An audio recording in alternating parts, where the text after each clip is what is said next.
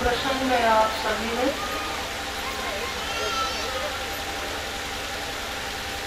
भगवान श्री कृष्ण के द्वारा श्रीधरण लीला या पत्नियों पर कृपा गोवर्धन लीला आदि के प्रसंग सुना। आगे का प्रसंग है भगवान श्री कृष्ण के साथ होती रासलीला। रास प्रसंग प्रारंभ हो रहा है। बहुत से मनुष्य भगवान कृष्ण की लीलाओं में तरह तरह के दोष आरोप लगाया करते हैं। भगवान कृष्ण को चीर चुराए थे, गोपियों के साथ रास लीला किए थे,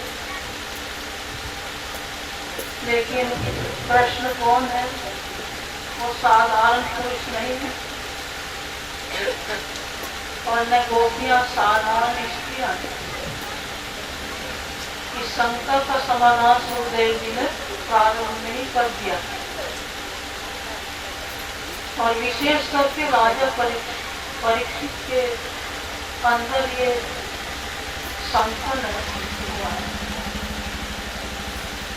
परीक्षित को सावधान करते हुए सुखदेव जी ने कहा है कि ये परीक्षित, अब तक तुमने जितने भी प्रश्न किए हैं मैंने ठीक प्रकार से समाधान करके समझाया है, लेकिन आगे लास्ट प्रसंग प्रारंभ हो रहा है, इसमें शंका का अवकाश नहीं है।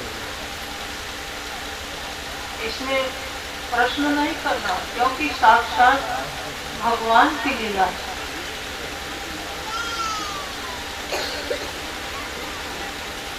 तो भगवान अपनी तारात्रि सर्वोत्फुल्ल मल्लिका योग वीक्षरन्तु मनश्चक्रे योग माया उपासितः। कह रहे कि भगवान शब्द यहाँ अक्षर ब्रह्म के लिए आया है। भगवान और पुरुष इन दो शब्दों का प्रयोग लोक में अक्षर ब्रह्म के लिए और श्री कृष्ण के लिए हुआ है, और अन्य के लिए जहाँ भगवान शब्द का प्रयोग हुआ है वो उनके लिए आदर सूचक शब्द है। वास्तव में तो भगवान उसे कहते हैं जिसमें 6 ऐश्वर्य पाए जाते हैं। ऐश्वर्य समग्र से धर्म से यश्या ज्ञान वैराग्योश्चैव सन्नाम भक्ति हिना, जिसमें संपूर्ण ऐश्वर्य, संपूर्ण धर्म, संपूर्ण यश, संपूर्ण श्री, संपूर्ण ज्ञान, संपूर्ण वैराग्य की पराकाष्ठा पाई जाती है, उसको भगवान कहते हैं। तो ये संपूर्ण ऐश्वर्य, धर्म, यश, श्री, ज्ञान, वैराग्य ये अक्षर ब्रह्म में कृष्ण नहीं पाए जाते। इसलिए वास्तविक नाम भगवान और पुरुष का ये कृष्ण और अक्षर ब्रह्म के लिए आता है। और लोक में जहाँ विष्णु भगवान, राम भगवान, शिव भगवान, अन्य के लिए भगवान शब्द का प्रयोग हुआ है, वो उनके लिए आदर सूचक शब्द है, न कि वो साक्षात भगवान है। जिस प्रकार लोक में कोई रोगी व्यक्ति है, भयंकर रोग उसके शरीर में लगा है, तो किसी डॉक्टर के द्वारा वो रोग मुक्त हो जाए, ठीक हो जाए, तो वो क्या कहेगा कि डॉक्टर ने मेरे को भगवान मिल गए, तो भगवान मिल गए, इन्होंने मुझे जीवन दान दिया, मेरे प्राण बचा दिए। तो उसने आदर भाव से डॉक्टर के प्रति भगवान शब्द का प्रयोग किया, न कि वो साक्षात भगवान हो गए। इसी तरह भक्तों के घर में संत गुरु लोग जाते हैं तो खुशी में, आदर भाव में वो क्या कहते कि हमारे घर तो गुरु भगवान आ गए, भगवान आ गए। तो इसका मतलब ये नहीं कि गुरु साक्षात भगवान हो गए, तो भक्त उनके लिए भगवान शब्द का प्रयोग आदर भाव से करता है, और वास्तविक भगवान शब्द का प्रयोग कृष्ण के लिए। भगवान अपि तारात्रि, अपि माने भी, अर्थात योग माया के अखंड रास मंडल में 12,000 ब्रह्म आत्माओं की सुरताओं के सहित अक्षरातीत श्री कृष्ण पहले से ही विद्यमान है। उनके अतिरिक्त अपि माने भी 24,000 श्रोताओं के सहित अक्षर भगवान भी वहां थे। तो यहाँ अक्षर भगवान और अक्षरातीत दोनों है रास मंडल, क्योंकि रास में जो श्री कृष्ण का स्वरूप है उसमें अक्षर ब्रह्म की आत्मा है और अक्षरातीत ब्रह्म का आवेश है। 12,000 ब्रह्म आत्माएं अक्षरातीत पूर्ण परमात्मा की अंशभूता है और 24,000 कुमारिकाएं ये अक्षर ब्रह्म की सुरताएं हैं। तो 12 और 24 36,000 सखियों की रास लीला श्री कृष्ण के साथ हुई। तो रास मंडल में कुमारी का सखियों के मूल अंग नहीं है। एक एक ब्रह्म सृष्टि के अंदर 2-2 कुमारी का सखियां प्रवेश की है, तब रास का आनंद प्राप्त की। आश्विन मास की शरद पूर्णिमा का दिन था। प्रातः काल की भगवान श्री कृष्ण बाल बालों के साथ गैया चराने के लिए वन की ओर चल पड़े। वहाँ प्रातः काल से दोपहर तक अनेक प्रकार की लीलाएं करते रहे। सायकाल का समय हुआ तो सखाओं ने अपने ही हाथों से भगवान कृष्ण का श्रृंगार किया। नए नए पल्लव पुष्प चुनकर फूलों के हार गजरे बनाकर उनको पहनाए। आगे अनेक प्रकार के रंगीन धातुओं से उनके अंगों को रंगा। भगवान स्वयं ही सुंदर है। श्रृंगार से भगवान का सौंदर्य बढ़ता है, शोभा बढ़ती, ऐसा नहीं है, बल्कि श्रृंगार ही भगवान कृष्ण के अंगों में शोभा प्राप्त करता है। श्री कृष्ण के अंगों में श्रृंगार की ही शोभा बढ़ती है, न कि वो श्रृंगार भगवान की शोभा को बढ़ाता है। भगवान का यदि श्रृंगार न किया जाए तो भी वो सुंदर है। सायकाल का समय है तो बाल बालों के साथ गैया चरा कर के ये ब्रज की ओर लौटते हैं। आगे आगे कृष्ण बलराम है, पीछे पीछे ग्वाल बाल। तो श्याम सुंदर ने बलराम से कहा कि बलराम भैया आप आगे चलो, मैं सखाओं के साथ पीछे आ रहा हूँ। और सखाओं से कहा कि सखाओं तुम पीछे आते रहना, मैं बलराम भैया के साथ आगे आगे जा रहा हूँ। तो बलराम ने सोचा पीछे सखाओं के साथ आ रहे होंगे, सखाओं ने सोचा आगे बलराम के साथ जा रहे होंगे। तो इस प्रकार वो सभी बाल बाल गैयों को लेकर ब्रज में लौट गए। बीच में जब कदम का वृक्ष आया तो श्याम सुंदर कदम के वृक्ष पर चढ़कर बैठ गए। और जब सब गैयों को लेकर ब्रज में की ओर चल दिए तो भगवान कृष्ण कदम के वृक्ष से उतरकर उन्होंने योग माया का आह्वान किया। श्री कृष्ण की अनंत अनंत शक्तियां हैं, लेकिन 3 प्रमुख शक्तियां हैं, बहिरंगा, अंतरंगा और तटस्था। बहिरंगा शक्ति योग माया, दुर्गा आदि देवियां हैं, और अंतरंगा शक्ति उनकी आह्लादनी शक्ति श्री राधा जी है, और तटस्था ये गोपियां। तो श्री कृष्ण ने योग माया का आश्रय लिया। भगवान पीता रात्रि शरदोत्फुल्ल मल्लिका वीक्षरन्तु मनश्चक्रे योग मायामुपाश्रिता। भगवान श्री कृष्ण ने जिस रात्रि में रासलीला की है वो एक रात्रि में अनंत रात्रियां मिली हुई है। कहा शब्द का अर्थ है, ये बहुवचन है। कहा एक रात्रि में बहुत सी रात्रियों की एक रात्रि थी जिसमें रासलीला हुई,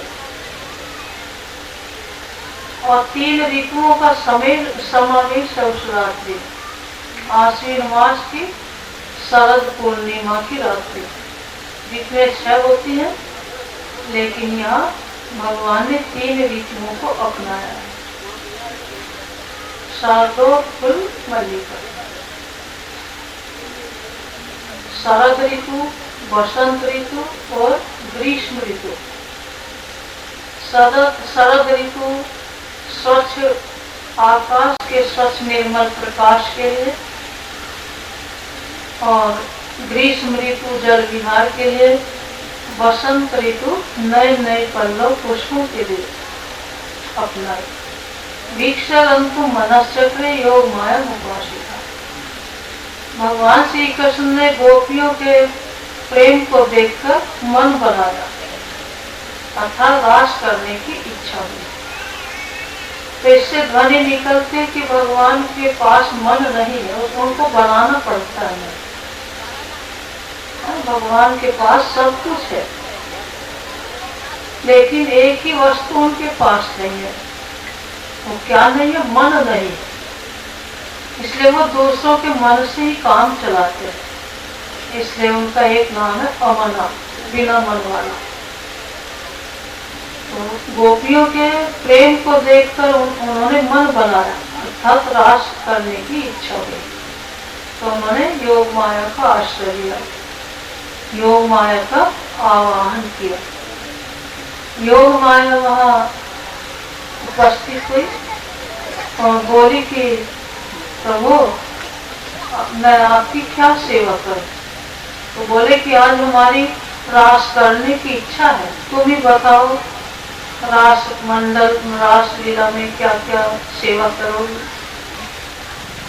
तो बोली कि रास लीला कहाँ पर होगी? यमुना के पुलिन को रास लीला होगी। तो यमुना का पुलिन तो देखने में छोटा सा लगता है, और ये सखियां अनंत हैं। अनंत अनंत सखियां छोटे से स्थान में रास कैसे कर पाएंगे? तो भगवान बोले कि सीमित प्रदेश में असीमित प्रदेश का समावेश होना चाहिए। ऐसे रास मंडल की स्थापना करो कि जिसमें अनंत सखियां सरलता से रास कर सके। तो योग माया का अखंड रास मंडल की रचना हुई थी, जिसमें 7 द्वीपों की प्रजा समा जाए, इतना विस्तार उस रास मंडल का था। दूसरी सेवा ये करना, मनुष्य की 12 घंटे की रात्रि होती है, तुरंत बीत जाएगी, रासलीला ठीक प्रकार से नहीं हो पाएगी, पूरी नहीं हो पाएगी। इसलिए प्राकृतिक रात्रि में अप्राकृतिक रात्रि का समावेश। देखने में एक रात्रि प्रतीत हो, लेकिन उस रात्रि का कभी समापन नहीं होना चाहिए। इसलिए वो अनंत रात्रियों की एक रात्रि थी, जिसमें मनुष्यों की रात्रि, देवताओं की रात्रि, शिव की रात्रि, ब्रह्मा की रात्रि, विष्णु की रात्रि, रुद्र की रात्रि, गोलोक धाम की रात्रि, अनंत दिव्य रात्रियों की एक रात्रि थी, जिसमें रास लीला हुई। उस रास की रात्रि का कभी समापन नहीं होता है। वो अखंड रास की रात्रि आज भी है, और रास लीला आज भी चल रही है। तीसरी सेवा ये करना कि जिस समय मैं बांसुरी बजाऊंगा और ये गोपियां अपने घरों से निकल पड़ेंगी, तो उस समय घर वाले उनके पीछे खोजने के लिए दौड़ पड़ेंगे। तो उस समय उनके नए शरीर तैयार कर देना, उनके घरों में नए आकार तैयार कर देना, जिससे कि गोपियों के घर वालों को मालूम हो कि हमारी गोपियां हमारे ही पास है। चौथी सेवा ये करना कि जब बांसुरी की ध्वनि सुनकर के वो घर से निकलेंगी, कुछ नई वधुएं ऐसी होंगी जो घर से बाहर नहीं निकली है, लेकिन बांसुरी की मधुर ध्वनि सुनकर जिधर मुख उठेगा उधर ही दौड़ पड़ेगी। तो इसलिए उन सभी गोपियों को सुरक्षित मेरे निकट लाकर उपस्थित कर लेना। अगली सेवा ये करना कि रासलीला का अनाधिकारियों से गोपन, अनाधिकारी जो है रासलीला के दर्शन न कर सके। अगली सेवा ये करना, जब रासलीला प्रारंभ होगी तो रास करते करते गोपियों को गर्व हो आएगा, उस समय मैं अलक्षित हो जाऊंगा और वो मेरे विरह में प्राण त्याग देंगे, इसलिए तुम उनके प्राणों को बनाए रखो। इसके अतिरिक्त और भी बहुत सी सेवाएं योग माया के द्वारा हुई। भगवान श्याम सुंदर बोले कि हे योग माया, जाओ सब सखियों को बुलाकर ले आओ। योग माया का अर्थ है योग माया। माँ धन या, माँ माने नहीं, या माने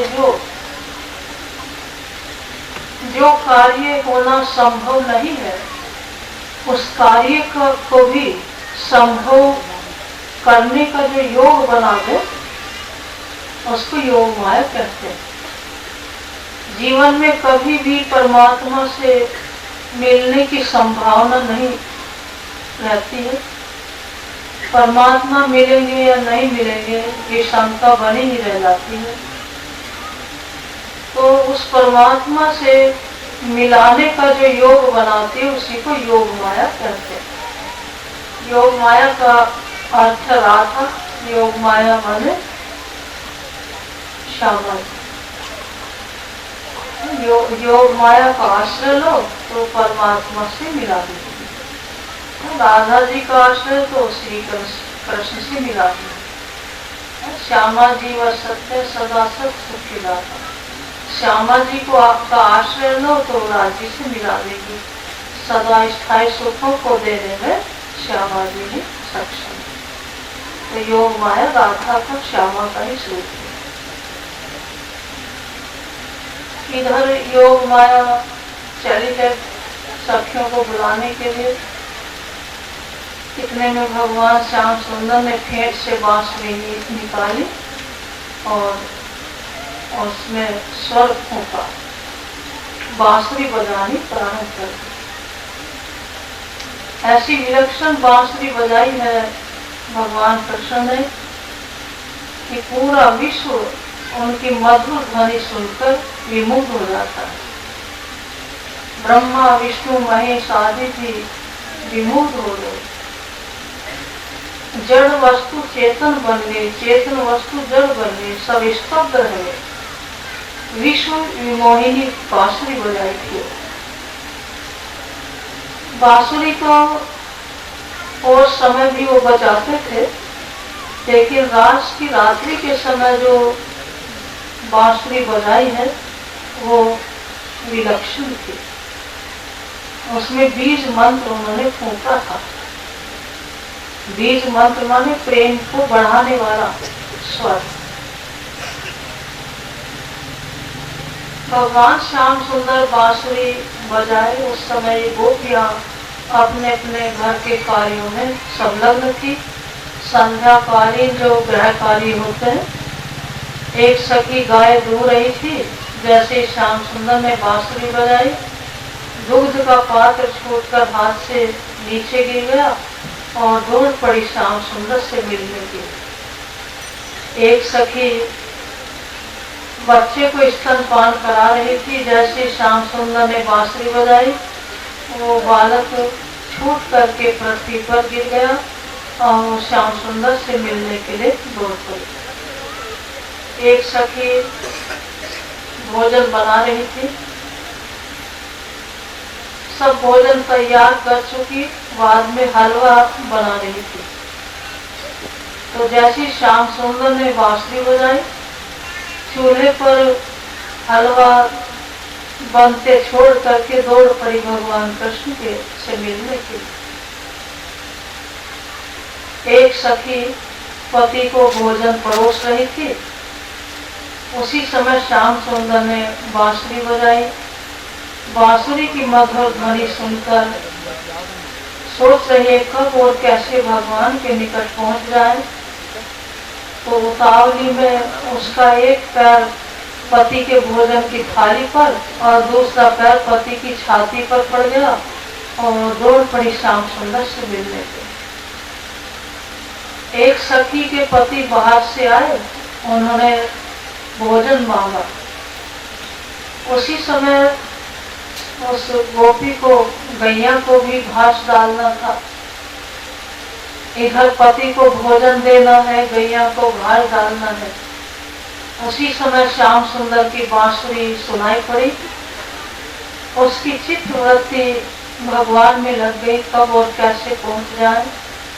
तो उतावली में उसने क्या किया, घास की टोकरी पति के आगे, भोजन की थाली गाय गैया के आगे रखकर दौड़ पड़ी भगवान श्याम सुंदर से मिलने के लिए। एक सखी घर के कार्य में लगी थी, गोबर से घर लीप रही थी। तो उसी समय श्याम सुंदर ने बांसुरी बजाई, गोबर से सने हाथ ही लेकर दौड़ पड़ी। धोने के लिए जाएंगी तो कहीं विलम्ब न हो जाए। तो कुछ सखियां जैसी भी परिस्थिति में है, उसी परिस्थिति में भगवान से मिलने के लिए दौड़ पड़ी। कुछ सखियों ने सोचा कि भगवान श्याम सुंदर के दर्शन के लिए, उनसे मिलने के लिए जाना ही है, तो चलो श्रृंगार करके जाएंगे। अब स्नान करने लगी। स्नान करते करते उनको याद आया कहीं स्नान ही करती रह गई तो विलम्ब न हो जाए। तो 2-4 लोटा जल का ऊपर डाला और लहंगा गले में डाल करके ही दौड़ पड़ी भगवान से मिलने के लिए। एक सखी केश संवारने लगी। श्याम सुंदर की बांसुरी सुनते ही उनकी चित्तवृत्ति में श्याम सुंदर बस गए, कब और कैसे पहुंच जाए। तो उतावली में कंघी केशों में लगे छोड़कर दौड़ पड़ी भगवान से मिलने के लिए। एक सखी नेत्र में काजल लगाने लगी। एक नेत्र में काजल लगाया, दूसरे को कपोल पर पोत के चल दी। एक सखी आभूषण पहनने लगी। कान की बाली नाक में, नाक की बाली कान में, पैर का आभूषण गले में और गले का आभूषण पैर में, उल्टे सीधे श्रृंगार करके दौड़ी जा रही। एक सखी भोजन बना के तैयार थी, सब्जी चला रही थी। करछुल हाथ में है, सब्जी चला रही थी। उसी समय श्याम सुंदर की बांसुरी सुनाई पड़ी तो करछुल को ही हाथ में लिए दौड़ी जा रही। एक सखी रोटी बेल रही थी। श्याम सुंदर की बांसुरी सुनते ही बेलन हाथ में लिए हुए दौड़ पड़ी भगवान से मिलने के लिए। तो इन सखियों ने एक क्षण का भी विलंब नहीं किया। इससे शिक्षा क्या मिलती है कि आत्म कल्याण के पथ में जैसी भी स्थिति में है, उसी स्थिति में दौड़ पड़ो तो भगवान मिल जाएंगे।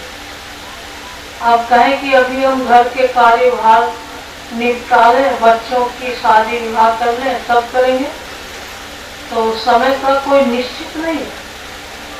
और कहें कि चलो परिवार में सब मिलकर के भगवान का भजन करें, तो भी संभव नहीं है, क्योंकि एक दूसरे के विचार, सबके विचार एक जैसे होते नहीं। दूसरों से पूछने जाएंगे, घर वालों से पूछने जाएंगे कि हम भगवान की भक्ति कर ले क्या, स्वयं तो करेंगे नहीं, वो तुम्हें भी रोक देंगे। हाँ, लोक में कोई भी कार्य है, लौकिक कार्य, उसमें रिश्तेदारों को, अपने परिवार वालों को पूछ सकते हैं, उस कार्य के लिए सबकी सलाह ले सकते हैं। लेकिन आत्म कल्याण के पथ में किसी की सलाह नहीं, स्वयं को चलना पड़ेगा। अपने कल्याण के विषय में स्वयं को सोचना पड़ेगा। दूसरे कोई नहीं कहेंगे कि तुम भगवान का भजन करना। तो गोपियां अकेले अकेले दौड़ी है भगवान से मिलने के लिए। इधर जब दौड़ी हुई चली जा रही थी, भगवान श्री कृष्ण ने देखा कुछ गोपियां सोचने लगी कि भगवान के निकट जाना ही है तो घर वालों से पूछ ले। तो घर वालों ने उनसे पूछने लगी, उन्होंने रोक दिया कि तुम पर हमारा अधिकार है, हमारी आज्ञा के बिना जा नहीं सकती। अधिक आग्रह की तो घर के अंदर बंद करके बाहर से सांकल लगा दी। और वो घर के अंदर पड़े पड़े अपने जीवन को धिक्कार रही है, घर वालों को भी धिक्कार रही है कि भगवान की महिमा को नहीं जानते। तो उन्होंने क्या किया, कृष्ण का चिंतन करते करते मन के सहित अपने शरीर को घर में ही छोड़ दिया और उनके जीव दिव्य तन धारण करके भगवान के निकट पहुंच गए। सभी गोपियां इस प्रकार उल्टे सीधे श्रृंगार करते दौड़ी चली आ रही थी। सामने ही भगवान कृष्ण खड़े थे। आने पर बोले,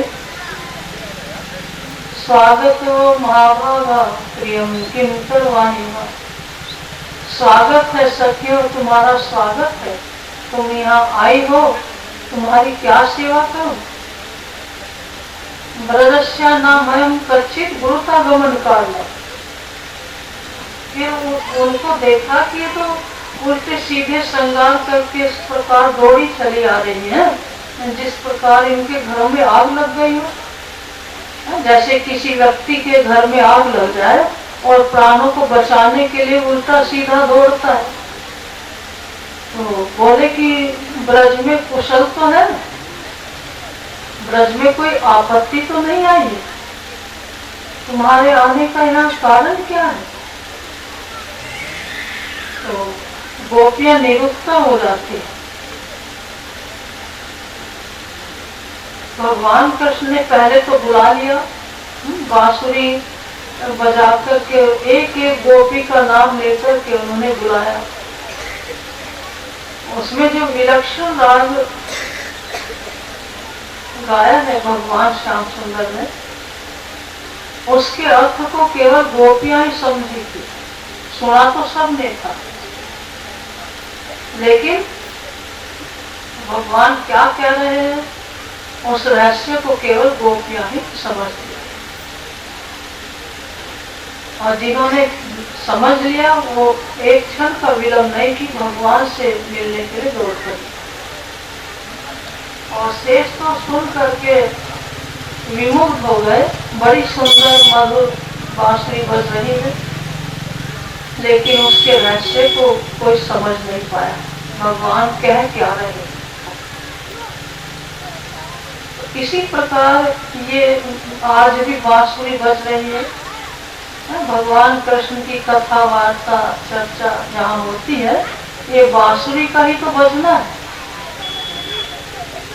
तो उस बांसुरी के रहस्य को जो समझ लेता है, शब्द की जो पकड़ कर लेता है, शब्द को जो पहचान लेता है, वो भगवान से मिलने के लिए दौड़ पड़ता है।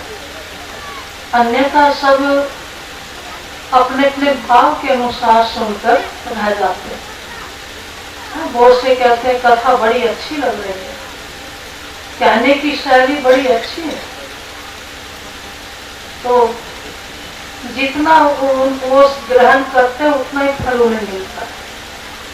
कथा बढ़िया लग रही है, कहने की शैली अच्छी है, उतना ही वो जानते हैं, लेकिन शब्द की पकड़ नहीं कर पाते। वो शब्द कहाँ तक पहुंचा रहा है, शब्द में किसको दर्शा रहा है, उसको जो जान लेता है वो भगवान से मिलने के लिए दौड़ पड़ता है। जैसे गोपियां, भगवान श्याम सुंदर बोले कि हे सखियों, तुम यहाँ आई हो और उल्टे सीधे श्रृंगार करके आई हो, कहीं ब्रज में आपत्ति तो नहीं आ गई? तुम्हारे आने का कारण क्या है? तो गोपियां निरुत्तर हो जाती हैं। जिस प्रकार कोई मित्र अपने मित्र से कहे कि हे मित्र, कल हमारे घर आना, पहले तो उसे बुला लिया कि हमारे घर आइएगा, और जाने पर कहे कि तुम्हारे आने का कारण क्या है, तुम कैसे आए हो, तो भला उसका क्या उत्तर दिया जाए? गोपियां जब कोई उत्तर नहीं देती तो भगवान श्याम सुंदर स्वामी कहते हैं, रजन नेशा घोर रूपा घोर सत्व निषेविता प्रत्यात प्रजन्य प्रेम स्त्री भी सुबध्यमा। हे सखियों, देखो ये घोर रात्रि है, हिंसक पशुओं का भय है। रात्रि के समय तुम जैसी अबलाओं को, स्त्रियों को यहाँ घोर जंगल में नहीं आना चाहिए था। भगवान कृष्ण के एक एक वाक्य के दो दो अर्थ निकलते हैं। एक गौण अर्थ है, एक मुख्य अर्थ है। तो मुख्य अर्थ में कह रहे कि घर लौट कर चले जाओ, यहाँ हिंसक पशुओं का भय है। और गौण अर्थ में कहते कि तुम घर छोड़कर आई हो तो अब वापस नहीं लौट जाना, यही रहो। लेकिन ये गोपियां बाहरी अर्थ जान लेती कि भगवान हमको घर जाने के लिए कह रहे थे। श्री कृष्ण उनके हृदय को टटोल कर देख रहे हैं कि ये शरीर से तो घर छोड़कर आई है, मन तो कहीं इनका घर में नहीं पड़ा, मन की आसक्ति तो घर के प्रति नहीं है। तो भक्त जब भगवान की तरफ दौड़ता है तो भगवान उसके हृदय को टटोल कर देखते हैं कि बाहरी दृष्टि से मेरे निकट आया है कि हृदय से घर परिवार की आसक्ति छोड़ करके मेरी शरण ग्रहण की। तो भक्त की वो परीक्षा देते हैं।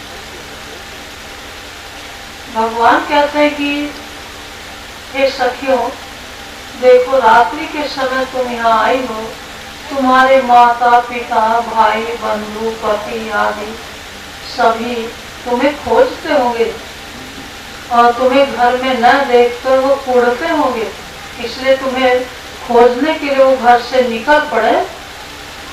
उनसे पहले ही तुम घर लौटकर चली जाओ, उनको दुखी मत करो। और तुम छोटे छोटे बच्चों को छोड़कर आई हो, बेचारे रोते होंगे, जाकर उनको दूध पिलाओ।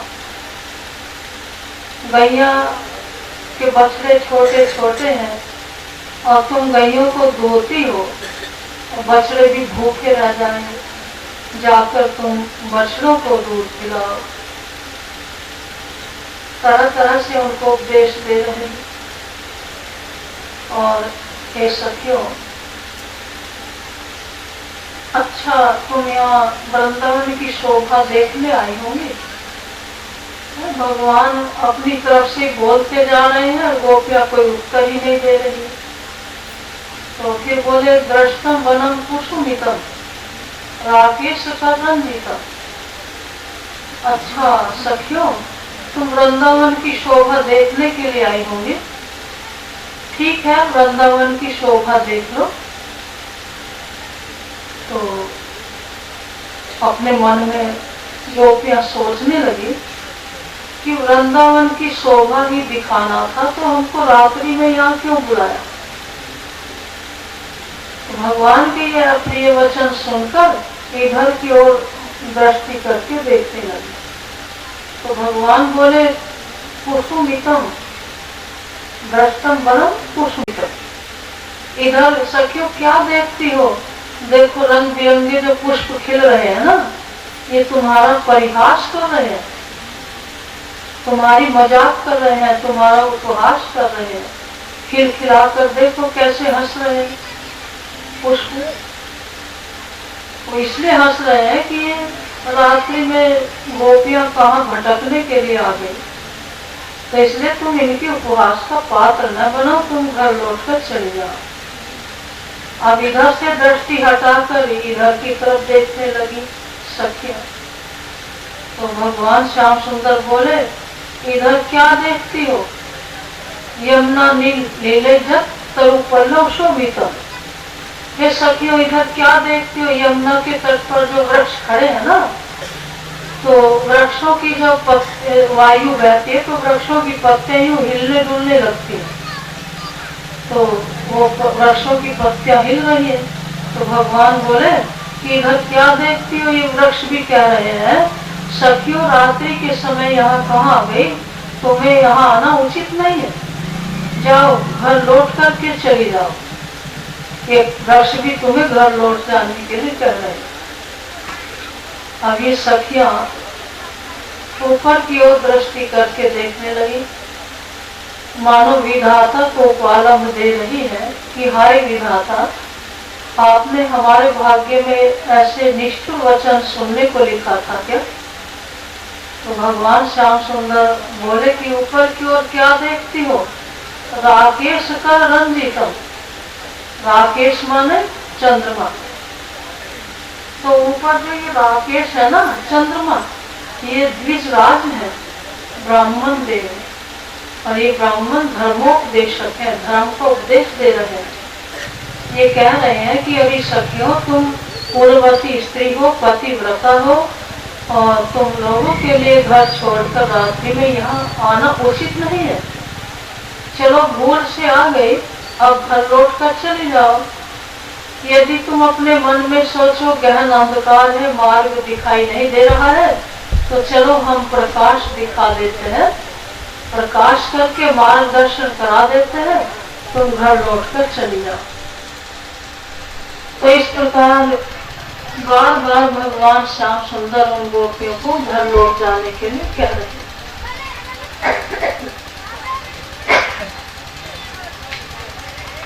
अब ये सखियां श्याम सुंदर के अप्रिय वचन सुनकर पछाड़ खाकर गिर जाती, और जो कुछ सखियां खड़ी रहती, सात्विकी और राजसी, तामसी, तीन प्रकार के स्वभाव की सखियां हैं।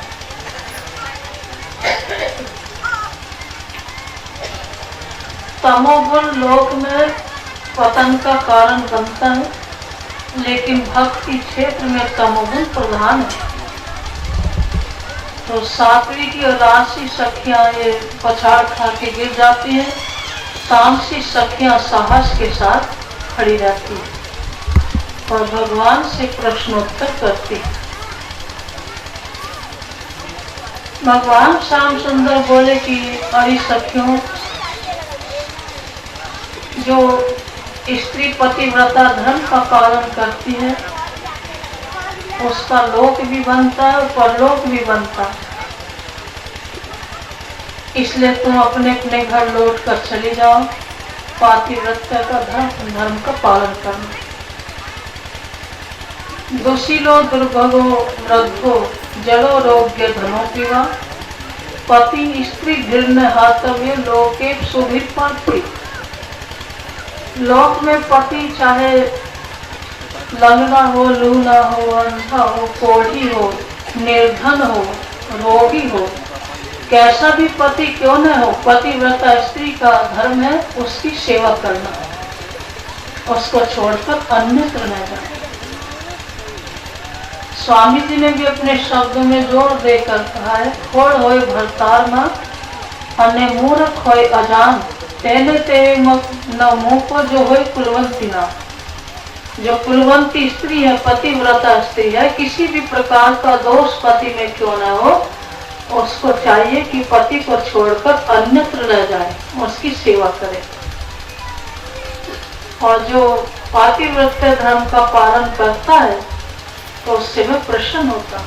इसलिए सखियों, तुम घर लौट कर चली जाओ और घर में रहते हुए हमारी कथा चर्चा श्रवण करना, हमारे ही प्रति भाव रखते हुए हमारे नाम का संकीर्तन करना और हमारा स्मरण चिंतन करना। अंत में तुम हम ही को प्राप्त होंगे। और तुम्हें पता है पतिव्रता स्त्री में कितनी बड़ी शक्ति होती है। तो एक उदाहरण देते हैं कि एक पतिव्रता स्त्री थी। उसके पति बाहर कार्य करने के लिए जाया करते थे। ठंडी की ऋतु थी तो रात्रि के समय बाहर से कार्य करके लौटते हैं। उस समय उस पतिव्रता स्त्री का बालक चारपाई पर सो रहा था। चारपाई के नीचे अंगारे रखे हुए थे। तो स्त्री अपने पति को भोजन करा रही है, सेवा सत्कार में लगी है। उसने सोचा कि बच्चा बहुत देर से सो रहा है, ये जग जाएगा तो कहीं नीचे रखे हुए अग्नि में न पड़ जाए, अंगारों में गिरकर जल जाएगा यदि मैं बच्चे को नहीं बचाती। और बच्चे को मैं बचाने जाती हूँ तो पति की सेवा छूटती है, भंग होने से इसमें भी दोष लगता है। अंत में वो दृढ़ निश्चय कर लेती है कि पति की सेवा करने के उपरांत ही मैं अपने बालक को देखूंगी। तो उसी समय उसका बालक जग जाता है और चारपाई के नीचे रखे हुए अंगारों में पड़ जाता है। लेकिन अग्नि में पड़ने पर भी वो बालक जलता नहीं है, इसलिए कि अग्नि पतिव्रता स्त्री को देखकर शीतल बन गई। उस अग्नि ने सोचा कि मैं इस पतिव्रता के बालक को जला दूंगी तो कहीं ये पतिव्रता स्त्री मुझे शाप देकर भस्म न कर दे।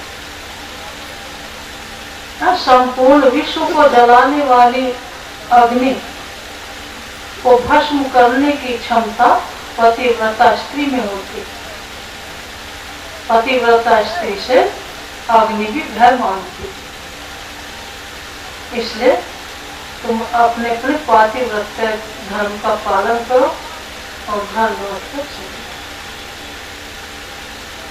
ये गोपियां बोली कि ये श्याम सुंदर, ठीक है, आपका जो ये धर्म का उपदेश है पतिव्रता स्त्रियों पर ही लागू होता है और हमारे मन में जो प्रश्न है आप उसका समाधान कीजिए।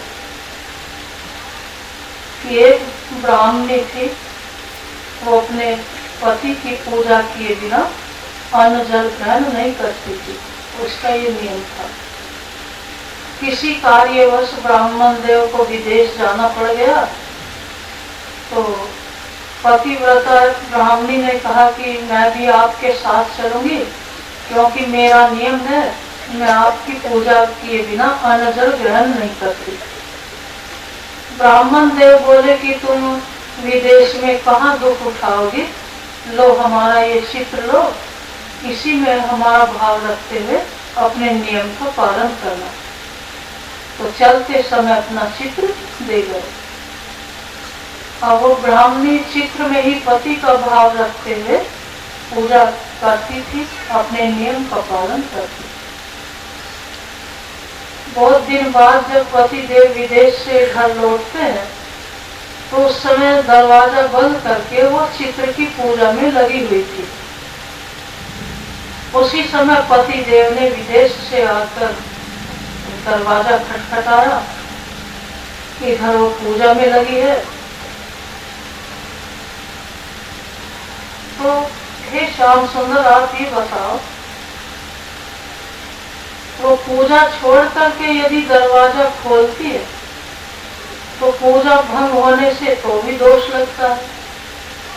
अब पूजा ही चित्र की करती रही, दरवाजा नहीं खोलती तो द्वार पर आए हुए पति का अपमान होता है। तो उस पतिव्रता स्त्री को क्या करना चाहिए? तो श्याम सुंदर बोले, अरे सखियों तुम इतना भी नहीं जानते। अरे जब साक्षात द्वार पर पति देव आ गए तो चित्र की पूजा छोड़कर दरवाजा खोलकर उन्हीं के सेवा सत्कार में लग जाना चाहिए। तो गोपियां बोली कि देखो आपके मुख से न्याय हो गया है। कि कैसे? कि जब तक साक्षात आप आत्मा के पति नहीं मिले थे तो हम देहधारी पतियों की पूजा करती रही। देहधारी पति मिट्टी के पुतले हैं, उन्हीं में आपका भाव रखते हुए उनकी पूजा करती रही। और उनकी पूजा करने के फलस्वरूप आप साक्षात मिले हैं, तो आपको छोड़ करके उन पुतलों की पूजा करने के लिए क्यों जाए?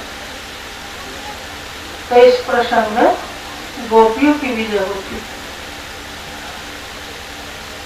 भगवान श्याम सुंदर समझ गए कि इनके हृदय में संसार घर परिवार के प्रति आसक्ति नहीं है। निरासक्त भाव से भगवान की शरणागत हुई है। भगवान श्याम सुंदर बोले, अच्छा सखियों अब बताओ तुम क्या चाहती हो? तो बोली कि हे श्याम सुंदर, धर्म रतम नैति भक्ति अधर्म रतम। इस पृथ्वी लोक में जितने भी अमृत है वो सब नाशवान है। पृथ्वी लोक में जो अमृत नहीं है उसके ऊपर का अधरामृत का पान हमें कराइए। तो भगवान श्याम सुंदर ने गोपियों के साथ रास लीला की। रास करते करते गोपियों को गर्व हुआ तो सोचने लगी कि देखो भगवान श्याम सुंदर ऊपर के मन से हमको घर लौट जाने के लिए कह रहे थे। हमने अपने सौंदर्य माधुर्य से, अपने गुणों से, अपने प्रेम से भगवान को अपने वश में कर लिया। तो जहाँ भगवान की महिमा बढ़ानी चाहिए, भगवान की महत्ता देखनी चाहिए, वहाँ अपनी महत्ता देखने लगी, अपने ही बुरी गुण गरिमा देखने लगी।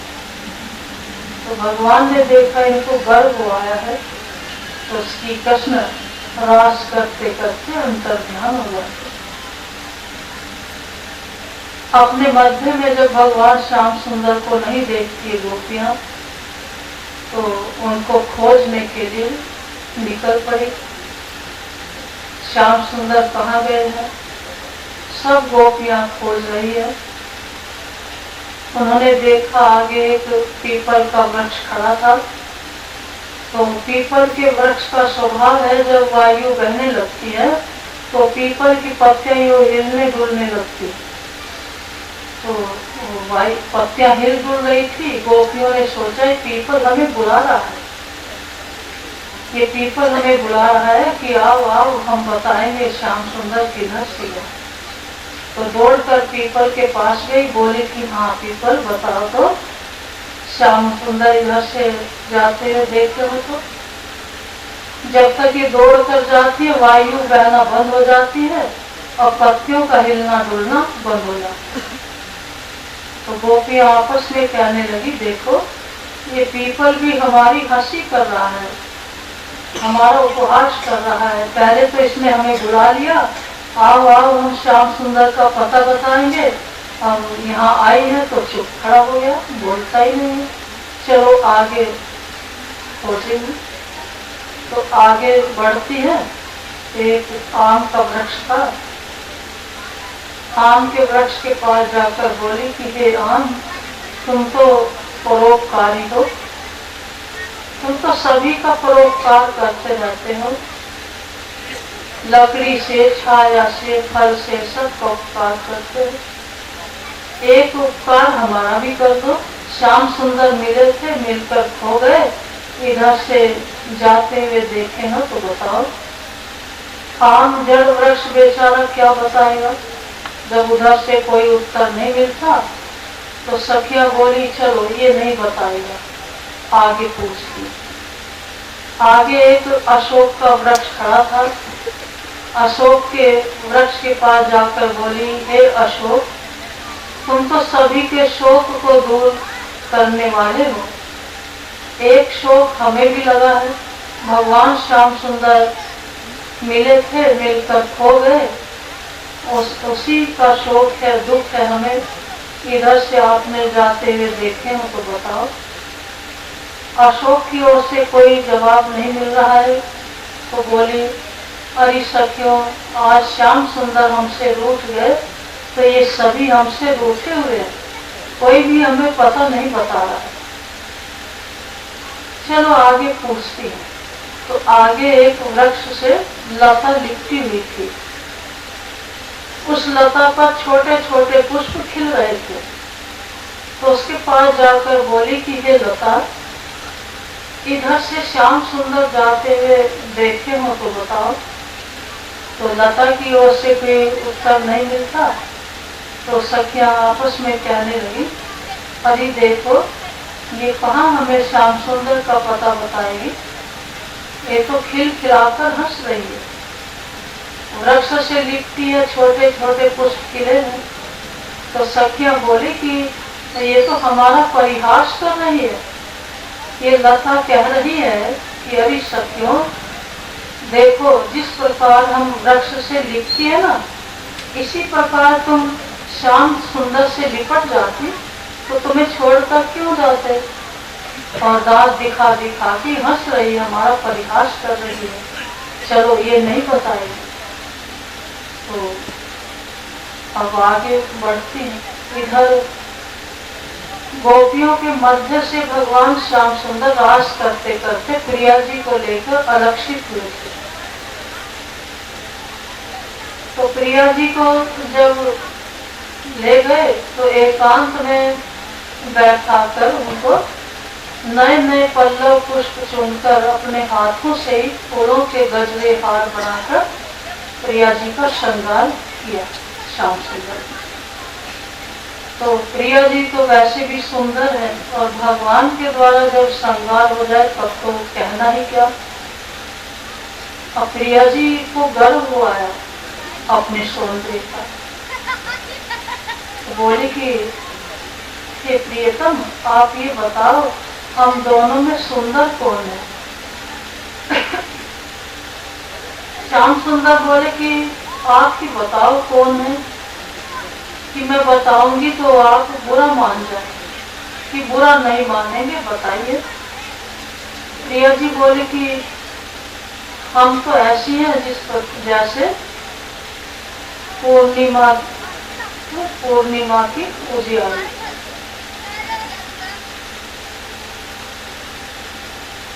पूर्णिमा के चंद्रमा की उजियारी। और आप कैसे बताएं कि हाँ बताओ, आप तो ऐसे हैं जैसे अमावस्या की काली अंधियारी। तो भगवान श्री कृष्ण समझ गए कि इसको अपने सौंदर्य का गर्व हो गया है। तो बोले कि प्रिया जी देखो, ये सखियां खोजते खोजते नजदीक चली आ गई है, जल्दी से आगे बढ़ो। तो प्रिया जी बोली कि हे श्याम सुंदर, हे प्रियतम, अब तो हमसे चला नहीं जाता, आपको गरज पड़े तो अपने कंधे पर बैठा कर ले चलो। तो भगवान बोले कि अच्छा, सामने जो वृक्ष खड़ा है ना, इसकी डाली पकड़कर तुम लटक जाना, और मैं झुक जाऊंगा तब तुम मेरे कंधे पर बैठ जाओ। तो सामने जो वृक्ष खड़ा था, जैसे प्रिया जी डाली पकड़कर लटक गई, श्याम सुंदर झुक गए। जैसे उन्होंने पैर कंधे पर चढ़ने के लिए उठाया तो श्याम सुंदर तुरंत अंतर ध्यान हो जाते, और डाली हाथों से छूटकर वो धड़ाम से पृथ्वी पर गिर पड़ी। और श्री कृष्ण के विरह में ये भी पड़ी हुई है। इधर गोपियां खोजते खोजते श्याम सुंदर को प्रिया जी के निकट ही पहुंच जाती है, और बोली कि हे प्रिया जी, श्याम सुंदर इधर से जाते हुए देखे हो तो बताओ। तो बोली कि अरे सखियों, श्याम सुंदर ने ये सब में हमारे अंदर ही कोई दोष देखा है, जिस कारण से वो हमें छोड़कर चले गए। सभी सखियां प्रिया जी को साथ लेकर श्याम सुंदर को खोजने लगी। खोजने पर जब कहीं नहीं मिले तो पुनः यमुना के पुलिन पर आती। कहा भी है कि न तो कभी किसी से कुछ रो के सीखा, न कभी किसी से कुछ हंस के सीखा, किसी से कभी कुछ सीखा तो किसी के हो के सीखा। अब भगवान न तो खोजने से मिले न रोने से मिले। अब ये गोपियां इकट्ठी होकर भगवान श्याम सुंदर की याद करते हुए एक गीत गाया है जिसमें भगवान के सब उपकारों को याद किया। उसी का नाम गोपी गीत है। सखियों ने आपस में विचार किया कि सखियों जहाँ वस्तु खोई जाती है वहीं ढूंढने पर मिलती है। चलो जहाँ भगवान श्याम सुंदर बिछड़े हैं वहीं जाकर पुनः खोजते हैं। तो यमुना के पुलिन पर आकर वो भगवान कृष्ण की सब लीलाओं का अनुकरण करने लगे। ब्रज की लीलाओं का अनुकरण की, रास की लीलाओं का अनुकरण करते। तो रास लीला में भगवान श्याम सुंदर का जो स्वरूप धारण किया प्रिया जी ने, और श्याम सुंदर के भावावेश में जो वो बांसुरी बजाती रास करते करते, तो उन गोपियों के मध्य इन गोपियों की स्थिति कैसी बन गई थी। भगवान कृष्ण का चिंतन करते हुए वो अपने अंदर ही कृष्ण की अनुभूति करने लगे। कृष्ण के विरह में इतना गहन चिंतन हुआ है कि कृष्ण की याद में चिंतन करते करते वो सौम में ही कृष्ण की अनुभूति कर लेते। प्रिया जी कहने लगी, अरे सखियों श्याम सुंदर को कहाँ खोजती हो? देखो मैं ही तो हूँ कृष्ण, अहम कृष्णोस्मि, मैं ही कृष्ण हूँ। और कृष्ण के भावावेश में जब उन्होंने बांसुरी बजाई तो भगवान श्याम सुंदर सभी गोपियों के मध्य में प्रकट हुए। बोलो श्री कृष्ण कन्हैया। उन गोपियों ने श्री कृष्ण को चारों ओर से घेर लिया और कोई दूर से कटाक्ष पूर्वक देख रही है, कोई उनका हाथ पकड़ लेती है, कोई पैर पकड़ लेती है। पान का बीड़ा मुख में लेते हंसते हुए श्याम सुंदर सब गोपियों के मध्य में प्रकट हुए। तो ये श्री कृष्ण रास करते करते अंतर ध्यान क्यों हुए हैं? सच्चिदानंद पूर्ण परमात्मा अक्षर श्री राज जी महाराज ने इन ब्रह्म आत्माओं को दुख का खेल देखने के लिए भेजा और अक्षर ब्रह्म को परमधाम की किशोर लीला देखने की इच्छा हुई। तो वही अक्षर ब्रह्म श्री कृष्ण बनकर आए। शास्त्रों में अक्षर ब्रह्म की दो प्रकार की वृत्तियां बताई गई हैं, शालीता वृत्ति और विलास वृत्ति। अक्षर ब्रह्म की शालीता वृत्ति से अक्षर ब्रह्म की शालीता वृत्ति है महाविष्णु, उसके द्वारा ये खेल बना। और विलास अक्षर ब्रह्म की विलास वृत्ति श्री कृष्ण है, जिसके द्वारा अक्षर ब्रह्म ने परमधाम की किशोर लीला का दर्शन किया। अर्थात अक्षर ब्रह्म के ये दो सपने के स्वरूप समझो, महाविष्णु और कृष्ण। तो महाविष्णु के द्वारा खेल बना है और श्री कृष्ण के स्वरूप धारण करके अक्षर ब्रह्म ने परमधाम की किशोर लीला का दर्शन किया। तो श्री कृष्ण के अंदर राजी महाराज का आवेश है और अक्षर ब्रह्म की आत्मा है, गोलोकीनाथ का कलेवर। राजी महाराज ने देखा, सबसे पहले ब्रज भूमि में आए हैं। ब्रज मंडल में ब्रह्मात्मा गोपिका तन धारण की और राजी महाराज अक्षर ब्रह्म की आत्मा के से कृष्ण रूप में आए। तो राजी महाराज ने देखा कि ब्रज में गोपी और कृष्ण दोनों तन में होकर खेल रहे हैं। ब्रज की लीला संध्या के समय हुई और रास की लीला रात्रि के समय हुई और ये जागने की लीला प्रातःकाल के समय चल रही। संध्या के समय ब्रज की लीला हुई। राजी महाराज ने देखा ये गोपी और कृष्ण दोनों जिस उद्देश्य से गए थे उस उद्देश्य को भूल गए, इतने तन में होकर खेल रहे हैं, ब्रज की लीलाएं कर रहे हैं। उनमें अपने मूल वचनों की सुधि न तो गोपियों की थी और न कृष्ण को, अक्षर ब्रह्म को थी। तो राजी महाराज ने क्या किया, उनके ऊपर से आधी नींद को दूर कर दिया। तो आधी नींद दूर होते ही उस समय कृष्ण 11 वर्ष 52 दिन के थे।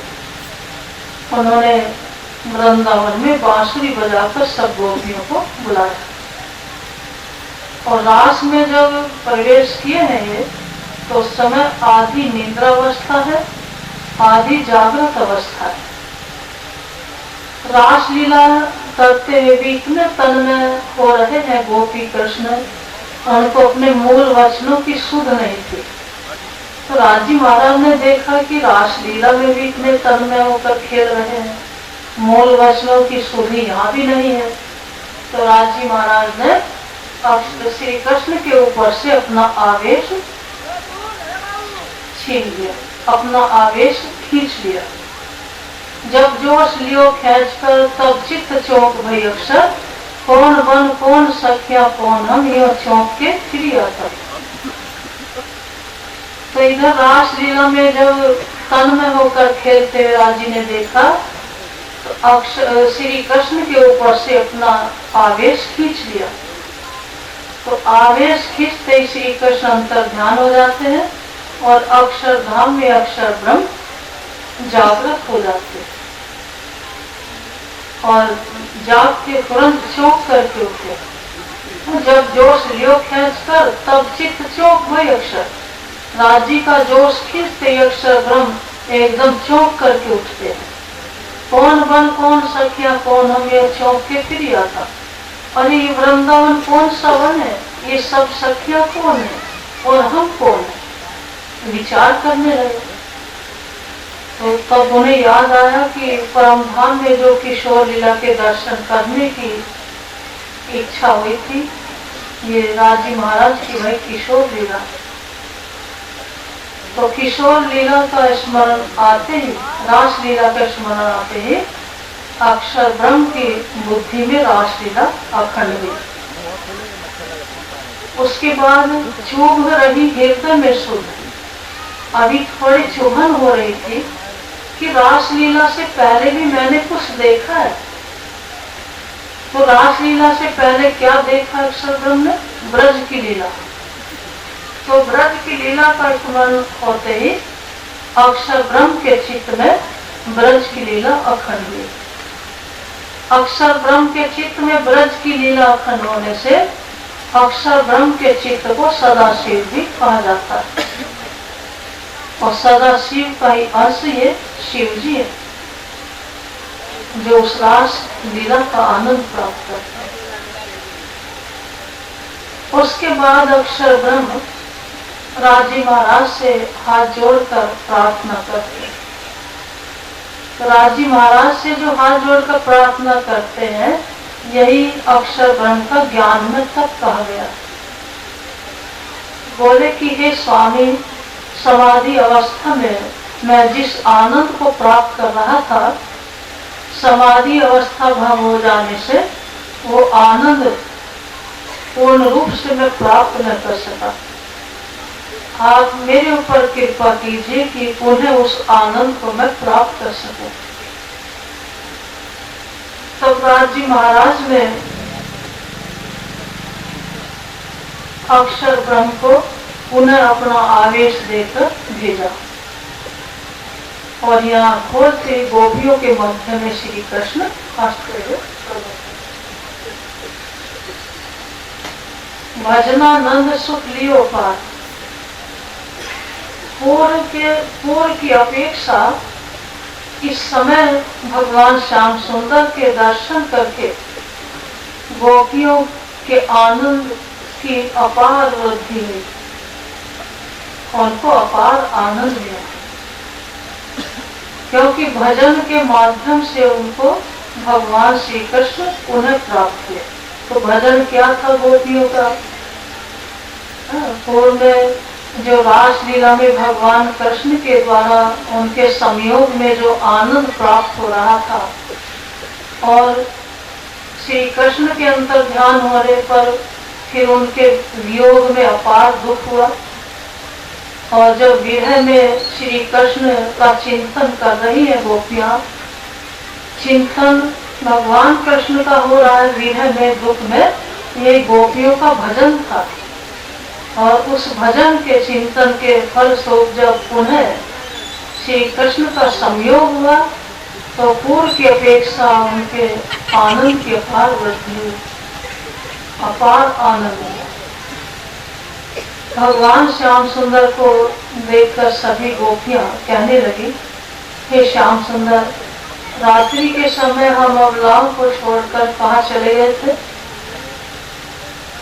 तो बोले कि मैं कहीं नहीं गया था, एक वृक्ष की आड़ आ गई थी, इसलिए एक वृक्ष की आड़ में आ जाने से तुम्हें थोड़ा सा समय कल्प के समान प्रतीत हुआ।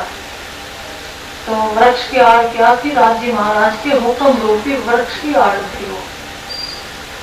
तो सब सखियां अपने रंग बिरंगे नीले पीले हरे लाल दुपट्टे और उतार करके बिछा कर एक आसन बनाती है और श्याम सुंदर को उस पर बैठाती और बोली कि हे श्याम सुंदर, हम जो आपसे पूछती हैं उसका उत्तर दीजिए। तो भगवान बोले कि पूछो, कि आप ये बताओ, लोक में प्रेमी कितने प्रकार के पाए जाते हैं? तो भगवान बोले कि लोक में प्रेमी 3 प्रकार के होते हैं। एक वो प्रेमी होते हैं जो प्रेम करने वाले से प्रेम करते हैं, और ये प्रेम मित्रों का होता है। मित्रों का प्रेम व्यवहार काल तक बना रहता है। व्यवहार जब छूट जाता है तो प्रेम भी टूट जाता है। तो मित्रों के प्रेम में स्वार्थ होता है, धर्म नहीं होता। दूसरे प्रेमी वो होते हैं जो प्रेम करने वाले से भी प्रेम करते हैं और न करने वाले से भी प्रेम करते हैं। ये माता पिता का प्रेम होता है। माता पिता के चाहे सतपुत्र हो चाहे कुपुत्र हो, जो उनकी सेवा करते हैं माता पिता का, उनके प्रति भी प्रेम बना रहता है, और जो सेवा नहीं करते पुत्र, उनके प्रति भी माता पिता का बराबर ही प्रेम होता है। तो माता पिता का प्रेम निस्वार्थ होता है और इसमें धर्म होता है। तीसरे प्रेमी वो होते हैं जो प्रेम करने वाले से भी प्रेम नहीं करते और न करने वाले से भी नहीं करते। इनमें 4 श्रेणी होती है। आत्मा रामा ह्याप्यकामा अकृतज्ञ गुरुद्रोह। आत्मा रामा, आत्मा में ही रमन करने वाले योगी जन सिद्ध पुरुष होते हैं। चाहे उनसे कोई प्रेम करे अथवा न करे, वो किसी से प्रेम नहीं करते। और दूसरे होते हैं ह्याप्त कामा, अर्थात जिनकी सभी इच्छाएं पूरी हो चुकी हैं,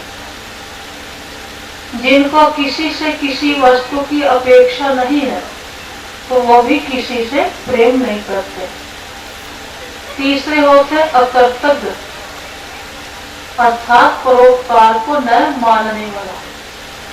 किसी ने किसी का उपकार किया है और उसके उपकार का बदला अपकार से दे, उसके उपकार को ठुकरा दे, वो अकर्तव्य कहलाता है। चौथे होते हैं गुरुद्रोही, गुरु से द्रोह करने वाला। तो गोपियां बोली कि इनमें से आप कौन सी श्रेणी के हो? झट से गोपी ने कहा ये 4थी श्रेणी के हैं, ये गुरुद्रोही है, क्योंकि हम इनके गुरु हैं।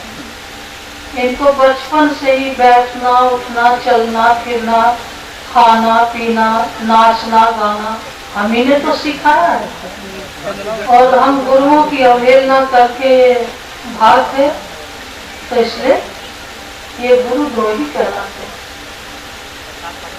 भगवान श्याम सुंदर बोले कि ये सखियों, ये संसार का प्रेम मेरे ऊपर नहीं घटता है, मैं इनमें से किसी भी श्रेणी का नहीं हूँ।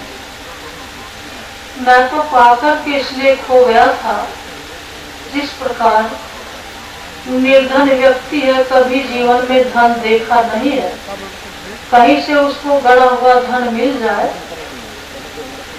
मिट्टी में गड़ा हुआ धन भरा हुआ कलश उसे मिल जाए, और इसकी मिट्टी धोने के लिए वो नदी में जाता है, और धोते हुए वो धन से भरा कलश उसके हाथ से छूट जाता है, तो उसकी चित्तवृत्ति उस खोए हुए धन में ही लगी रहती है कि पहली बार जीवन में धन मिला था, पाकर खो गया, हाय धन, उसी का चिंतन एकाग्र मन से करता रहता है।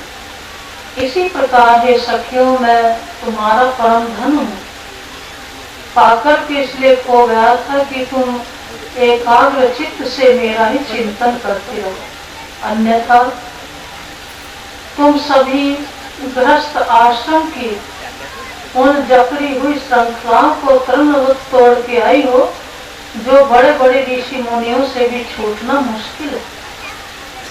बड़े बड़े ऋषि मुनि भी गृहस्थ आश्रम की जकड़ी हुई बेड़ियों को तोड़ नहीं पाते, और तुम तृणवत तोड़ करके आई हो।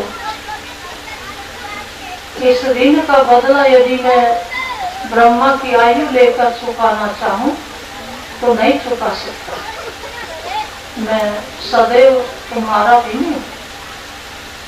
तुम ही कह दो जाओ हमने तुम्हें छोड़ दिया, तो मैं ऋण से मुक्त हो सकता। भगवान श्याम सुंदर बोले कि सखियों, अब तुम बताओ क्या चाहती हो। तो उसके बाद महारास लीला हुई।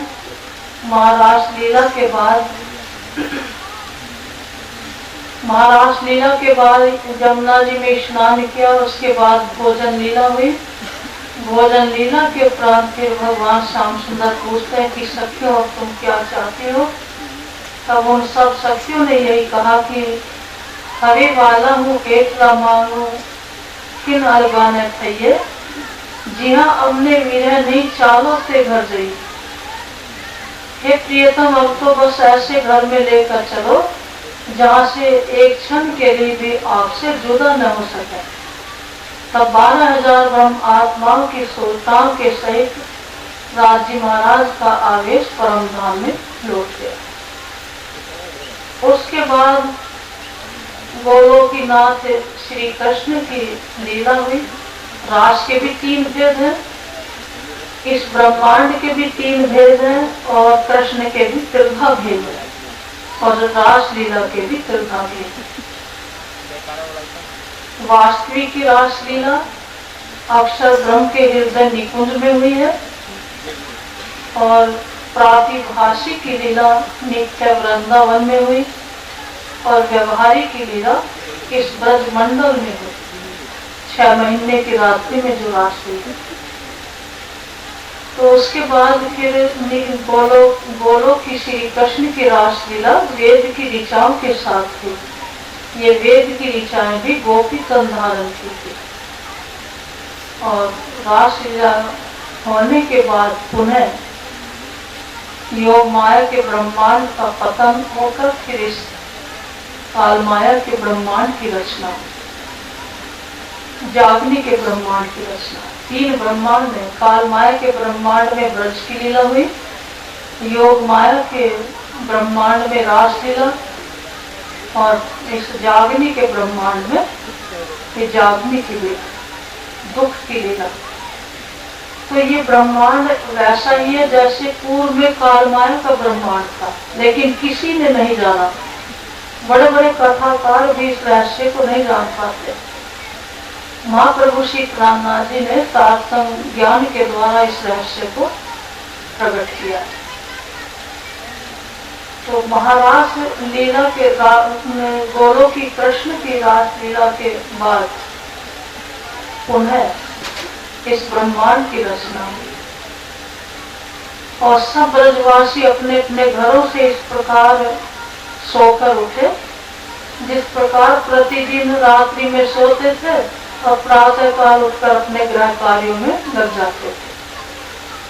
उनको भी कुछ पता नहीं है कि ये पहला ब्रह्मांड है या तीसरा ब्रह्मांड। तो इस ब्रह्मांड में ही मथुरा की लीला, द्वारिका की लीला आदि हुई और ये दुख की लीला इस तीसरे ब्रह्मांड में चल गई। इस प्रकार भगवान श्री कृष्ण की रासलीला का यहाँ संक्षेप में वर्णन किया। उसके बाद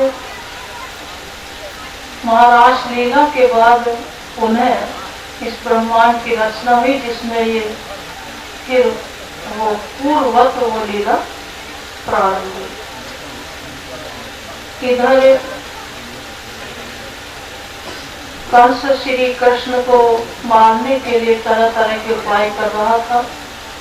उसने ब्रज में अरिष्टासुर, केसी आदि आदि असुरों को भेजा, लेकिन वो सभी भगवान कृष्ण के द्वारा मारे गए।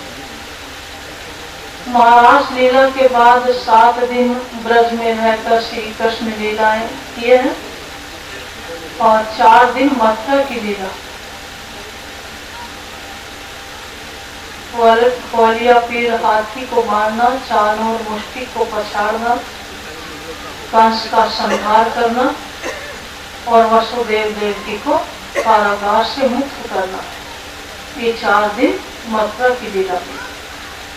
7 दिन ब्रज की लीला, 11 दिन की गोलोक की नाथ कृष्ण की प्रधान लीला मानी गई।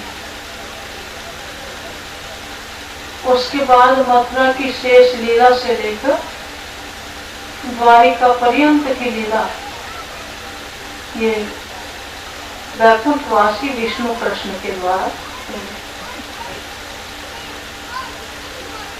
मथुरा में रहकर भगवान श्री कृष्ण ने 4 दिन की लीला करने के बाद वसुदेव देवकी के द्वारा उनका यज्ञोपवीत संस्कार हुआ, जिसमें कृष्ण बलराम सांदीपनी ऋषि के आश्रम में जाकर विद्या अध्ययन करते हैं और 64 दिन में 64 कलाएं विद्या प्राप्त करके पुनः मथुरा में लौटते हैं।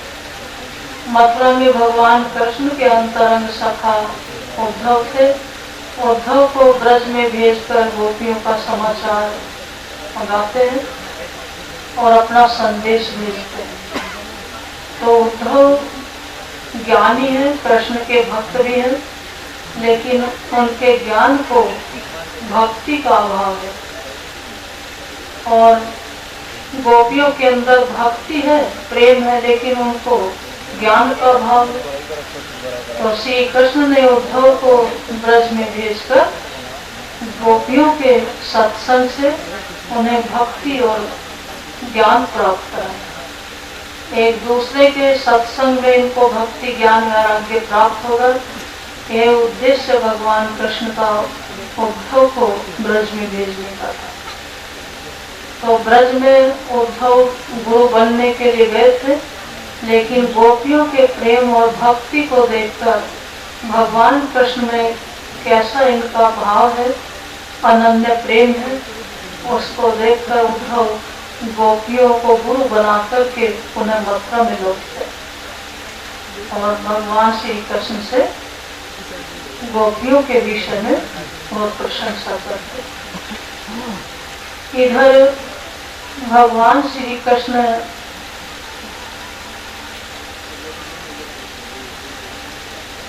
अक्रूर को हस्तिनापुर में भेजकर पांडवों का समाचार लाने के लिए भेजते हैं।